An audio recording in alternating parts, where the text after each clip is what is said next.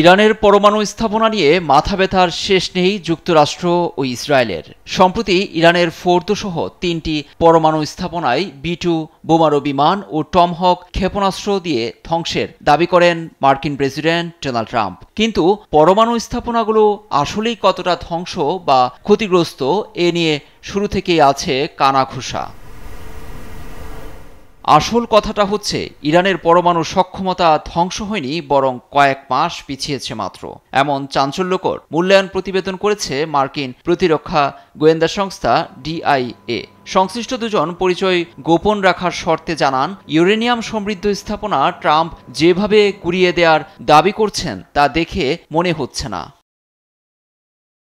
ওই মূল্যায়নে আরও একজন বলেছেন, হামলায় দুটি পারমাণবিক স্থাপনার প্রবেশ পথ বন্ধ হয়ে গেছে, কিন্তু ভূগর্ভস্থ ভবনগুলো ধ্বংস হয়নি। তাতে কর্মসূচি সম্ভবত 1 থেকে 2 মাস পিছিয়েছে। কিছু সেন্ট্রিফিউজ অক্ষত আছে বলেও এসেছে ওয়াশিংটন পোস্টে। এ নিয়ে তোলপাড় ট্রাম্প প্রশাসনে। পুরো বিষয়টি কংগ্রেস সদস্যদের ব্রিফ করার কথা থাকলেও পরিস্থিতি বিবেচনায় তা পিছিয়ে দিয়েছেন কর্মকর্তারা। তবে মূল্যায়ন নিয়ে গণমাধ্যমে যা এসেছে তা প্রত্যাখ্যান করেছে হোয়াইট হাউস। ভুয়া খবর উল্লেখ করে CNN, রয়টার্স ও নিউ ইয়র্ক টাইমসের মতো প্রভাবশালী গণমাধ্যমকে রীতিমতো ধুয়ে দিয়েছেন ট্রাম্প। তার দাবি, ইরানের পরমাণু স্থাপনা একেবারেই ধ্বংস হয়ে গেছে।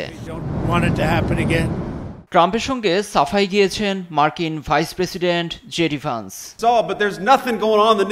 ট্রাম্প ইরানের সঙ্গে শান্তিপূর্ণ একটি সমাধানে আসতে চেয়েছিলেন, কিন্তু যখন বুঝেছেন এভাবে কাজ হচ্ছে না, তখন B-2 বোমারু থেকে 30,000 পাউন্ডের বোমা ফেলার নির্দেশ দেন। তখনই ধ্বংস হয়ে গেছে পুরো কর্মসূচি।